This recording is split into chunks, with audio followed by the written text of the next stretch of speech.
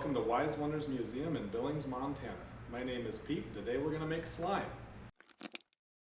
So what do you think of when you think of slime? Clearly it's slimy, that's where it gets its name. It can be sort of oozy. If it's a little thick, it can be kind of bouncy. It can take on just about any shape.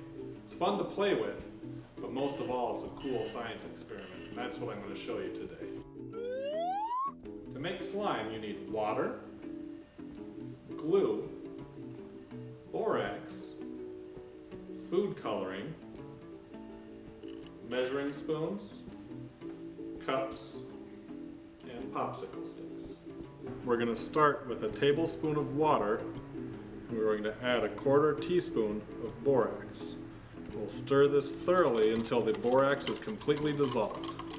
Now for a little personality, we're going to add some food coloring to our slime. I'm going to make mine orange by adding a drop of yellow and a drop of red.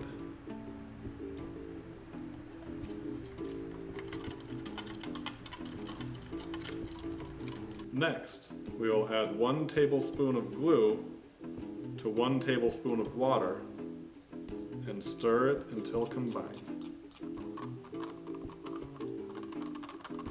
So now we are going to add our borax solution to the glue solution by slowly pouring the borax while stirring.